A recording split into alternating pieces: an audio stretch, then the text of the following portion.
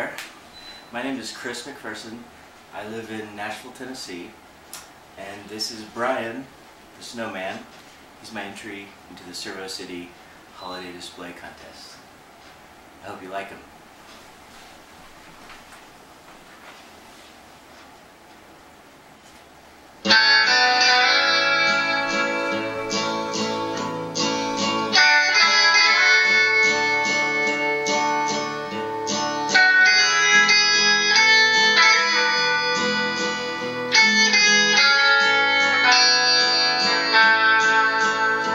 City sidewalks, busy sidewalks, dressed in holiday style.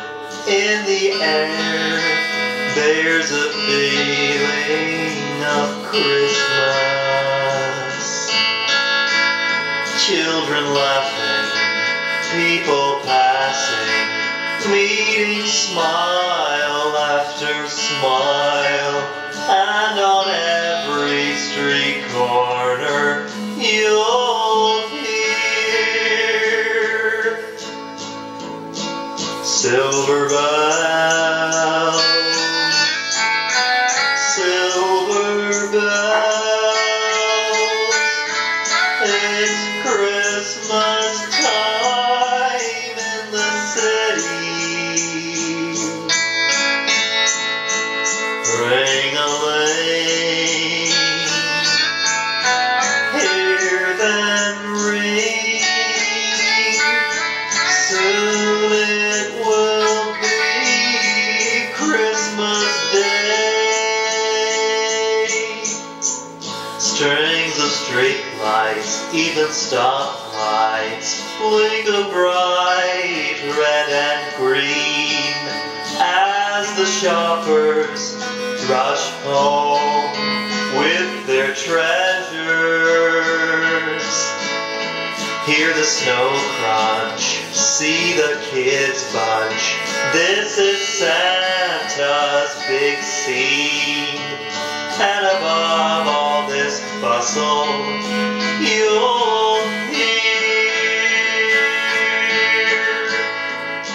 silver bells, silver bells. It's Christmas time in the city. Ring a ling, hear them sing. Soon it will be Christmas Day.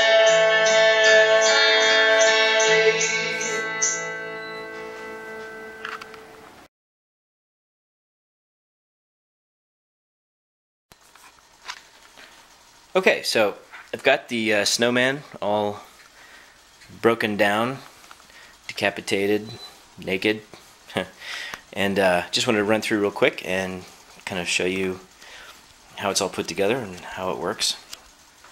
So, starting with the head is, and just like the other parts of the snowman is made from paper mache and other things. This started as a balloon covered in paper mache, and we added celluclay. Maybe you can see the definition of the lip there, and kind of like a little bit of around the corners of the mouth. Eyes are celluclay. Also got some monster mud in here, just drywall compound and paint. Inside is, if you can see that or not, but there's on the back of the mouthpiece, there's a little homemade servo arm in there, and then I've got a small Futaba servo in there. That's an S3117, and there's really no weight or anything on this mouth. It's pretty light, so pretty much any little servo would work for that. So that came out pretty well. Lots of servo extensions because everything's far away. He's pretty tall. All right, and then the head. This piece sits inside the head, gets it to the right height, and the mechanism you see just below that is a 6 degree of freedom Stewart platform. I can't take any credit for that. I found a great Instructable that details how to do that, and had a a good starting place for the software. And so that, you know, it's definitely not me. Smarter people than me came up with that. But it's pretty easy to put together, and it definitely works really well. Those are 6 Hitec servos, and they're plenty strong. My head could definitely have been a lot heavier, and I think it would have been just fine. So that's come together real well. Just below that, this piece here, this disc, this wooden disc, does a couple of things. Kind of just adds a little bulk to everything and keeps it a little more stable. But the main job of this is to hold the torso just above the bottom snowball, and that turned out to be a pretty good visual effect. It actually looks like it's sitting right on top of it, but it's actually got a good 1.5 inch clearance, so it rotates really smoothly and doesn't rub against the bottom piece. Just below that, we've got some channel brackets. Those are, I think those are the C's, but they're just holding that disc at the right height. We've got a bit of channel, and this guy right here, this is the power gearbox from ServoCity. That's an HS7950TH servo and a 2-to-1 gear ratio. That thing is just, it's not cheap, but man, it's a great little servo. Really, really strong, runs really smooth, and it's pretty quiet too, which is really nice.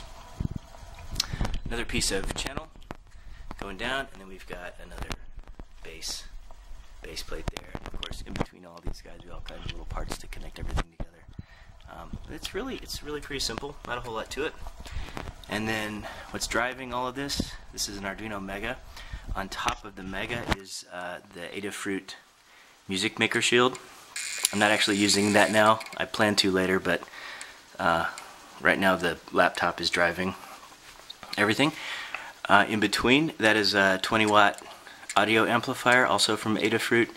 Great little board. It just makes it easy to drive a couple of 25-watt car speakers.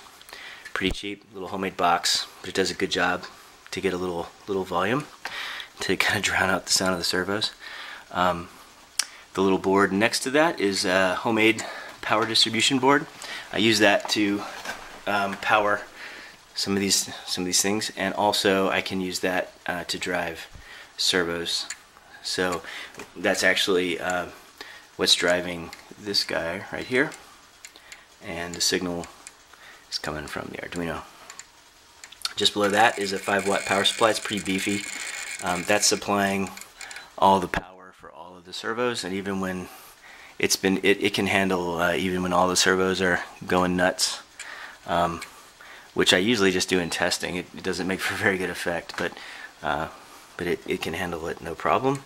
There's a little distribution block to bring the main power in, and this terribly unprofessional board hanging out here, not attached to anything, is the 16-channel PWM driver board also from Adafruit. Great little board. I used to use the TLC 5940 for that, but this is much simpler, and it just uses the I2C bus to talk to the Mega, and it's just really simple. Works really well. That's basically it mechanically. Really not a whole lot to it, but the only other part that's probably worth looking at is the software that drives it. I actually wrote this software, but if you do something like this, that's definitely overkill. The only reason I did this was just because of the complexity of the Stewart platform for the neck, and I wanted a way to visualize the snowman while I was working on the sequences. So I'll just give you a little taste here of what that looks like, but this software will allow me to adjust different parts of the body and see how it works, and get some visualization, so I don't have to have everything hooked up and running to get some idea of what it's going to look like when I play it. I've got the waveform of the audio up here, so I can, it's helpful to know to get your mouth movements in the right places. Anyway, here's just a little quick sample of what that looks like.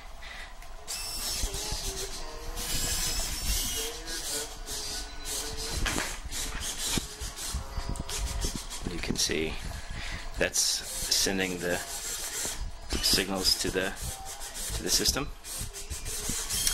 and that works pretty well. Like I said, it's definitely overkill. In the past, when I've done projects like this, I have used software for driving Christmas light displays. The Vixen software works really well for that. I think it's called Vixen Lights, vixenlights.com. That's a great place to get started if you want to tackle a project like this. And that's about it.